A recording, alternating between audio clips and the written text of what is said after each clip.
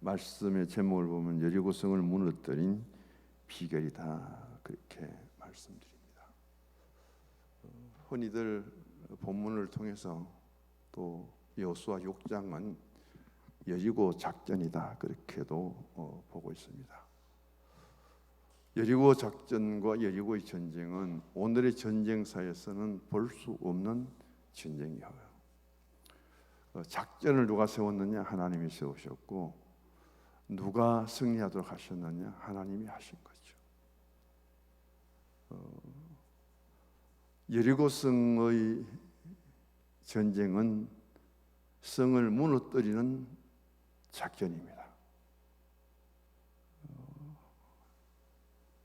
이제 요단강을 건너서 가나안 땅에 들어갔지만은 여리고성을 무너뜨리지 않고는 하나님께서 약속으로 주신 7 부족이 살고 있는 가나안 땅에 진입할 수가 없습니다.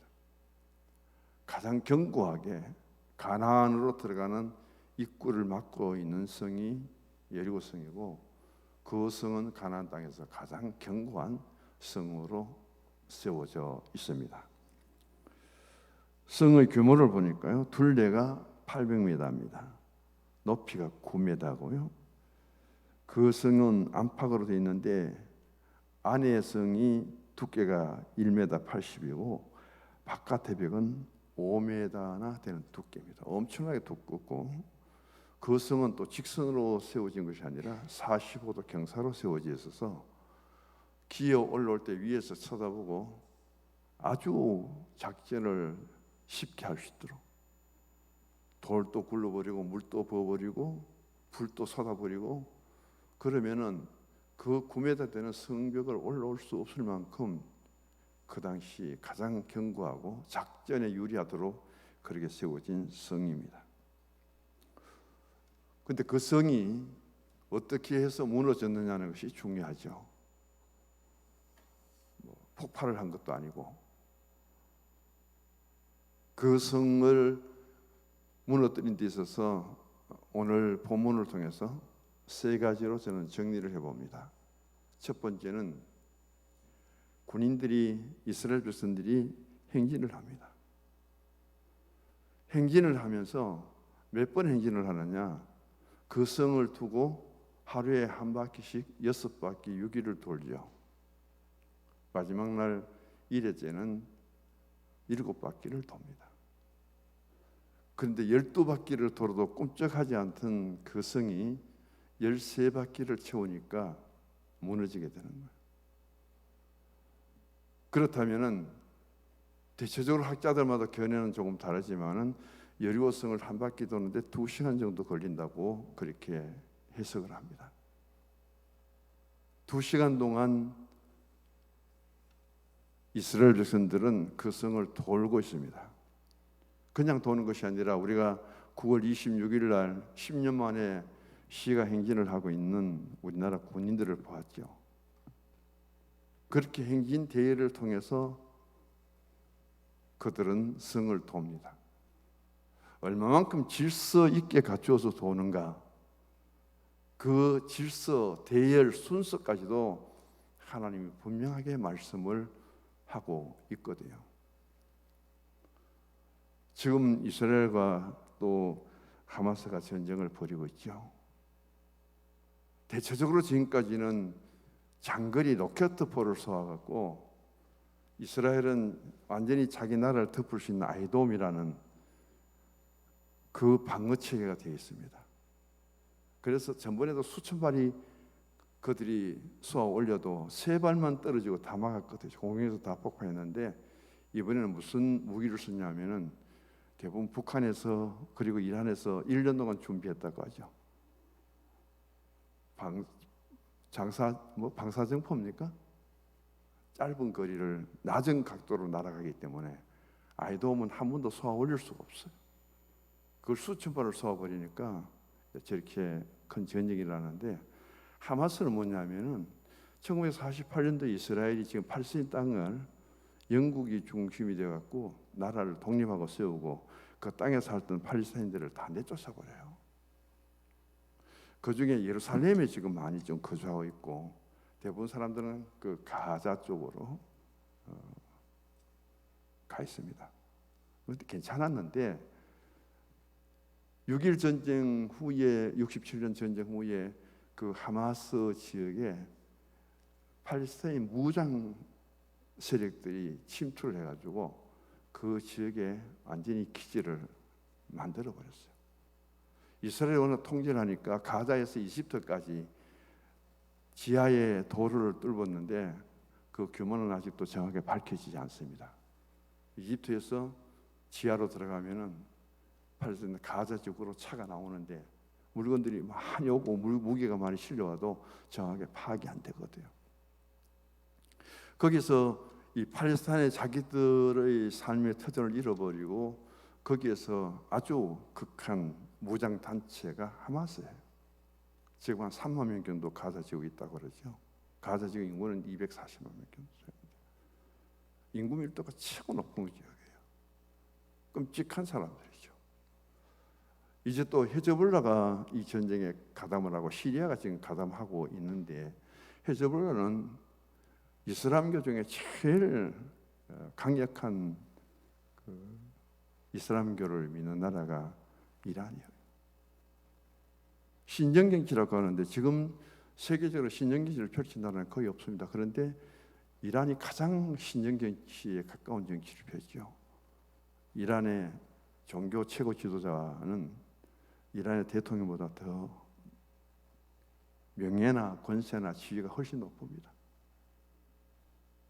그런 가운데 이란의 이슬람 종교를 가진 사람들 중에서 가장 극우파 쪽에서 저들이 무장 세력을 갖고 있죠. 그리고 가장 강력한 힘을 갖고 있습니다. 레바논에 많이 주둔하고 있죠. 헤즈볼라에 비하면은 하마스는 훨씬 더 적은 무장 단체입니다. 여기에 또 시리아까지 또 가자 지구를 심하게 전쟁을 일으키면 이집트까지 또 관여가 될 수밖에 없고요. 더 심화되지 않았으면 좋겠는데 또 전쟁은 모르잖아요. 이런 가운데 그들이 이제 하나의 자기들 정당성을 주장합니다. 더 깊이 들어가면은 누구하고 문제됩니까?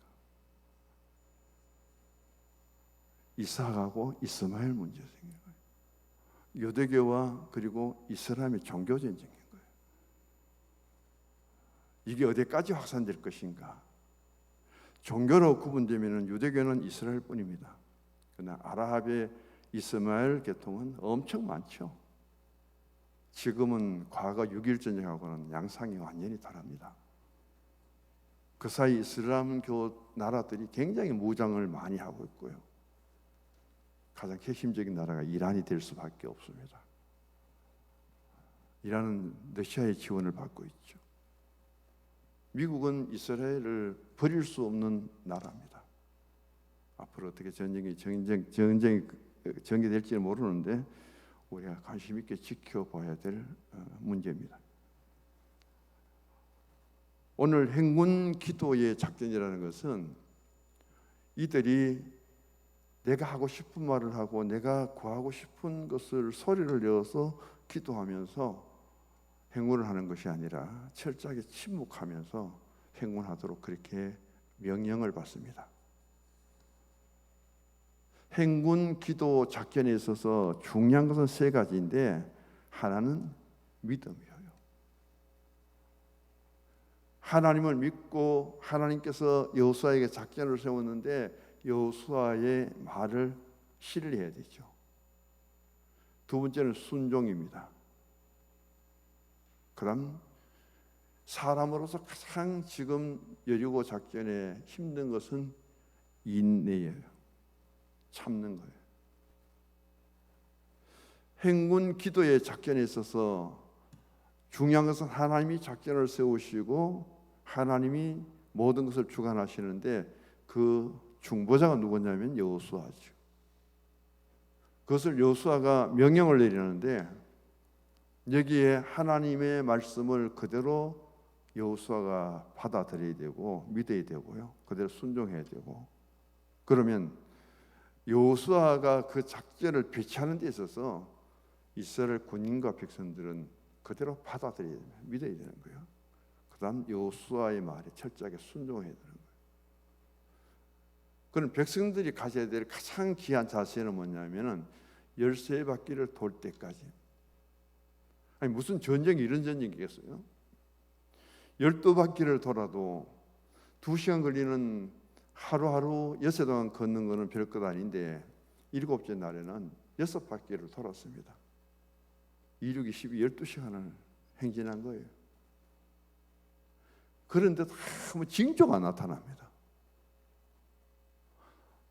이제까지 13바퀴 중에 예를 들어서 12바퀴를 돌아서 무슨 삐거덕거리든지 금이 나든지 징조가 나야 되는데 예루살렘은 아무 징조가 없어요.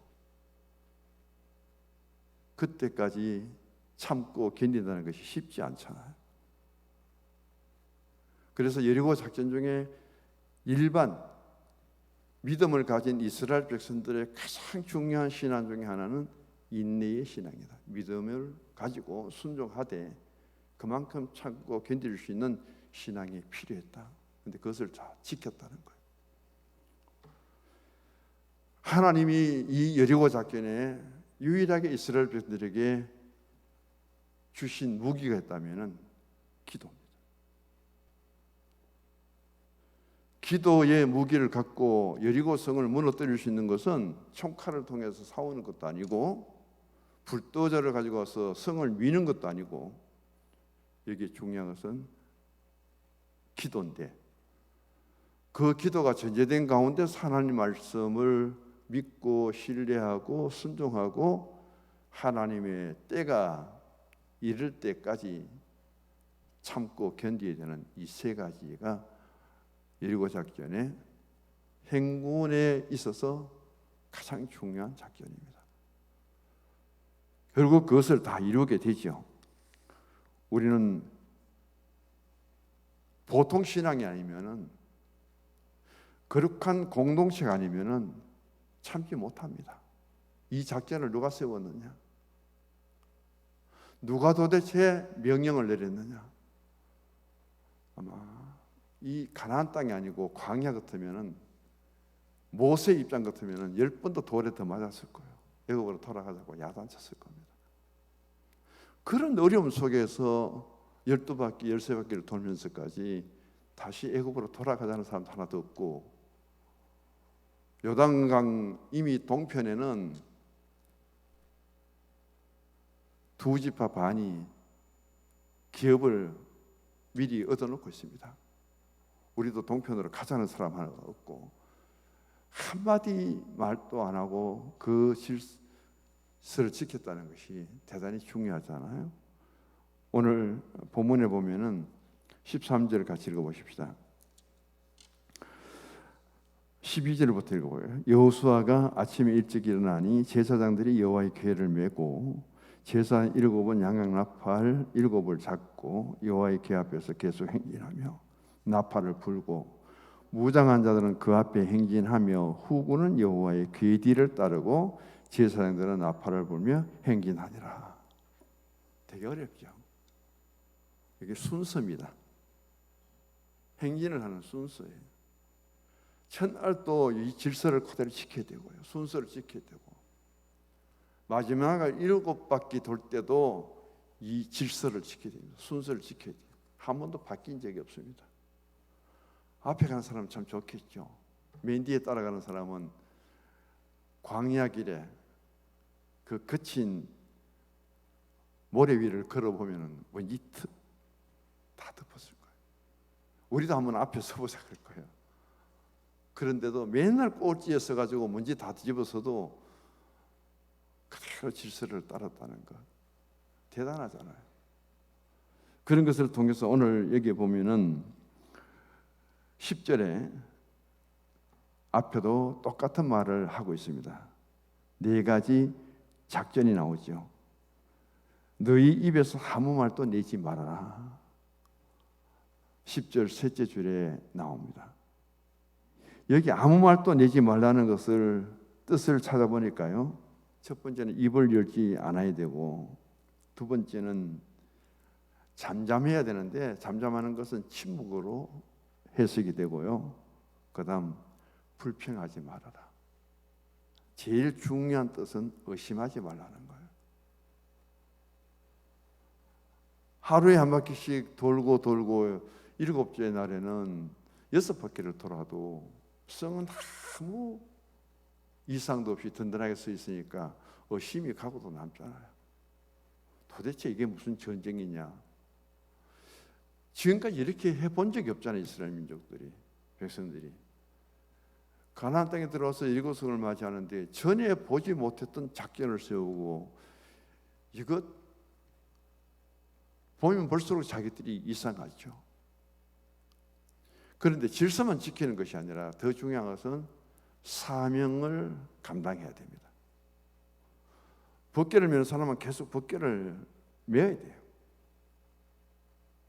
그 더운 날에 양양 나팔을 불면서 행진하기 또 얼마나 힘들까요?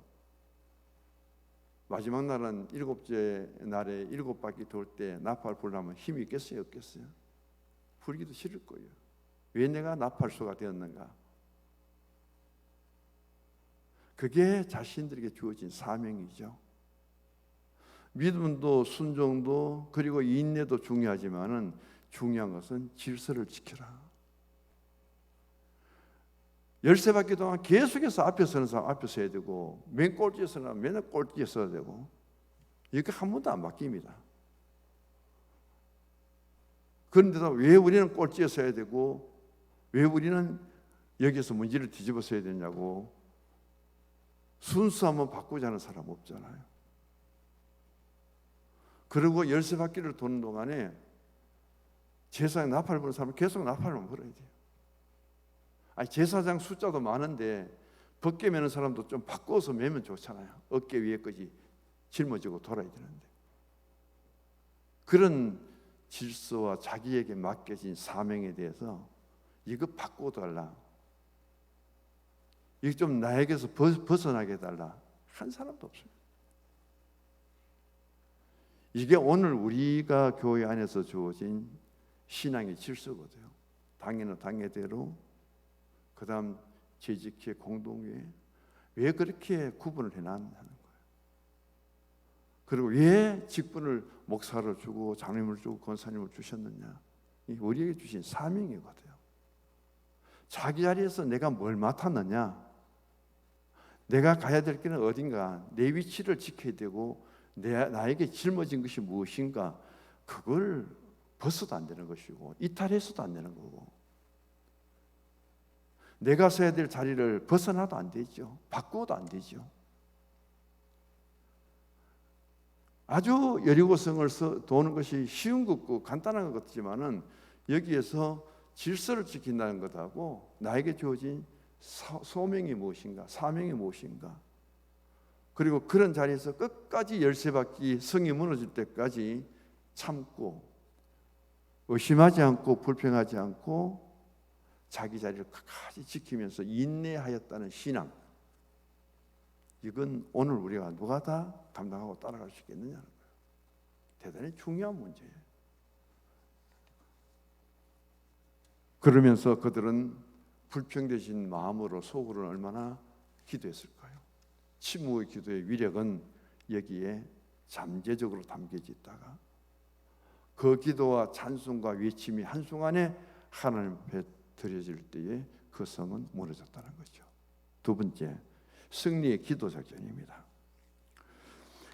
오늘 우리는 여기에서 얼마만큼 이분들이 하나님을 가까이 하게 됐는가? 저는 왜 여리고성을 이렇게 많이 돌렸는가? 하나님이 거기에 대한 대답은 하나입니다.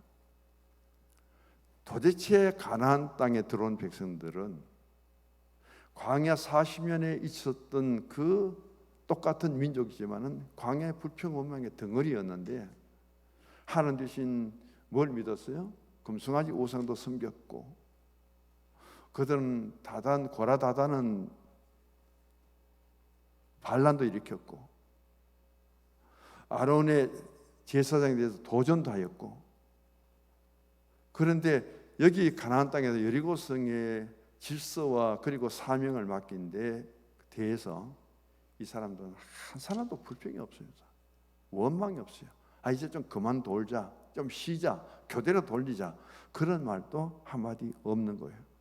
왜 그러냐면 하나님은 너희들 믿음이, 너희들의 순종이 어디까지 견딜 수 있느냐 테스트를 했다.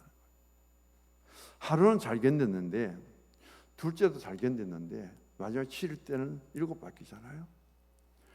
그 믿음이 언제까지 견딜 수 있느냐, 순종을 언제까지 순종할 수 있느냐. 하나님이 그것을 테스트했는데 마지막 13바퀴 돌 때까지 그 믿음이 변치 않았고, 그 순종이 변치 않았고, 믿음과 순종을 뒷받침할 수 있었던 건 뭐냐면은 인내의 신앙이 받쳐주기 때문이다. 그걸 하나님이 여리고성에서 철저하게 믿음과 순종을 인내로 하여금 받쳐줘서 지킬 수 있도록 했기 때문에 가나안 여리고성 점령 후에 7년 동안 가나안 전쟁이 벌어집니다. 이 7년 동안 가나안 전쟁에 요단 동편에 이미 기업을 얻고 있던 기업들도 다 요단강을 건너와서 자기들 목숨을 아끼지 않고 다른 지파들을 위해서 싸워주잖아요. 7년 동안. 그런 공동체의 신앙과 신뢰와 순종과 그리고 인내의 훈련을 여기에서 완성시켰다는 겁니다. 하나님. 그것을 통해서 바로 승리를 얻도록 해주셨다. 그래서 여리고성의 작전은, 두 번째는 반드시 하나님이 약속해 주신 땅이지만은 승리를 얻기까지 우리는 한 공동체로서 기도하며 나아가고, 나의 믿음이 연약하지만은 공동체 속에서 내 믿음이 절대 이탈해서는 안 되고, 자기 믿음을 지키고 자기 신앙의 순종을 지키고, 가장 거기에서 힘이 되는 것은 인내의 신앙이 받쳐주어서 그것이 완성될 때까지 하나가 되었다는 사실이 중요하죠. 그 다음 마지막은 뭐냐면은 새벽기도 작전입니다. 오늘 본문을 보시면 12절 읽어봅니다. 또 여호수아가 아침에 일찍 일어나니 제사장들이 여호와의궤를 메고, 그 다음 15절 읽어봅니다. 7째 날 새벽에 그들이 일찍 일어나서 전과 같은 방식으로 그 성을 7번 도니 그 성을 7번 돌기는 그날 뿐이었더라. 12절에 여호수아가 아침에 일찍 일어납니다. 하루에 한 바퀴 도면 되는데 그 여리고 성을 돌면서 가장 사물을 대하기 전에 새벽에 2시간을 하나님 앞에 믿음으로 순종하는 시간을 드렸다는 거예요. 그 다음 15절에 가면 더 구체적입니다. 새벽에 그들이 일찍 일어나서, 여리고 작전은 언제 이루어졌느냐? 새벽에 이루어졌고, 여리고 작전의 성공은 새벽에, 여리고 성은 언제 무너졌느냐? 새벽에 무너졌다. 예수님이 공생애 시작하시면서 마가복음 1장 35절에 보면은 무리를 떠나서 이른 새벽에 한적한 곳에 가셔서 기도하셨다. 예수님의 기도가 새벽에 그리고 한적한 곳에 산에 가셔서 기도가 이루어졌다면은 오늘 여리고성의 모든 작전은 새벽부터 시작되는 거예요. 새벽부터 우리 그 찬송가도 부르잖아요. 새벽부터 매일 하루하루 주어지는 일과 중에 가장 먼저 이스라엘 공동체가 질서를, 하나님이 명하신 대로 자기 질서를 지키면서 자기 사명을 감당하면서 2시간을 여리고 성을 도는데 시간을 바쳤다는 거예요. 7째 날은 더 일찍 일어났겠죠. 왜? 7바퀴를 돌아야 되니까. 그래서 여리고의 작전은 새벽기도 작전이다. 많은 교회들이 특별 기도를 할 때 여리고 작전 기도라는 제목을 많이 붙입니다. 그걸 20일을 붙이든 40일을 붙이든 일주일을 붙이든 간에 여리고의 기도 작전, 그런 명칭을 붙이죠. 그러면서 오늘 우리가 역사는 밤에 이루어진다 하지만 기독교 역사는 새벽에 이루어진다. 왜 그러냐면은 홍해도 새벽에 갈라졌고 여리고성도 새벽에 무너졌고 십계명도 새벽에 주셨고 40년 먹었던 만나도 해가 뜨면은 다 녹아버리고 없죠. 새벽에 일찍 일어나서 주어야 되고, 예수님도 하루하루 일과를 새벽 기도로 출발했다. 그래서 하나님의 역사는 새벽에 일어난다. 주님이 언제 오실까요? 주님도 새벽에 부활하셨죠. 주님 다시 오시리라 또 새벽이 될 줄 모릅니다. 그런 의미를 가져다 주면서 여리고 작전 정리를 합니다. 첫 번째는 행군 작전이다. 행군을 하면서 그들은 모든 어떤 육신적이고 염려, 걱정은 다 하나님께 맡겨버리고 행군을 하면서도 뭘 했느냐? 침묵 기도를 드렸다는 거죠. 하나님께 침묵 기도 외에는 어떤 말도 하지 마라. 어떤 의심도 하지 마라. 하나님께 맡기고 하나님의 약속들이 이루어지기를 그들은 기도했을 거예요. 그러면서 그들은 믿음의 신뢰가 얼마나 깊었든지 서로 간에 믿어줍니다. 순종이 얼마나 좋았는지 한 사람도 순종에 불순종하고 이탈하는 자가 없습니다. 얼마나 신앙에 끈기가 있었든지 이들은 인내신앙으로 열쇠바퀴 그 성을 돌기까지 한 사람도 낙오된 사람이 없었다는 것. 이게 여리고 작전의 중요한 포인트고요. 두 번째는 승리를 확신하고 하나님이 여호수아에게 명한 것을, 여호수아가 백성들에게 명한 것을 그대로 지킴으로 하여금 승리가 이루어졌고, 중요한 사건은 새벽에 이루어졌다. 그 많은 시간들 중에서 왜 새벽에 전부 깨워서 여호수아는 백성들에게 예루살렘을 돌렸을까? 마지막 날은 새벽 일찍이 깨워서 그렇게 예루살렘을 돌렸을까? 모두가 잠드는 새벽에 열쇠밖에 완성이 되고 시작된 그 예루살렘의 마지막 큰 소리를 외치고 큰 나팔 소리가 들리고 그들이 13일 동안 침묵했던 그 입이 열려서 하나님을 외치고 찬송하고, 그 순간에 그 경관 여리고성이 무너져 버렸다. 하나님의 역사시고 하나님의 도우심이고 하나님의 임재시죠. 바로 이렇게 해서 여리고의 작전은 우리에게 많은 것들 중에서 기도가 매개체가 되고 그것을 통해서 엄청난 행군입니다. 앉아서 지키는 것도 아니고 그냥 누워있는 것도 아니고 계속해서 일어나서 그렇게 대회를 맞추면서 도원에도 불구하고 불참자가 없었다는 것, 그리고 불평한 자가 없었다는 것, 그것을 통해서 여리고의 작전은 시작되고요. 그리고 하나님이 승리해 주셨는데 그 매개체는 바로 새벽이었다. 매일매일 이런 새벽기도 훈련은 여리고 작전에서 배워야 된다. 기도하십시다. 하나님 아버지,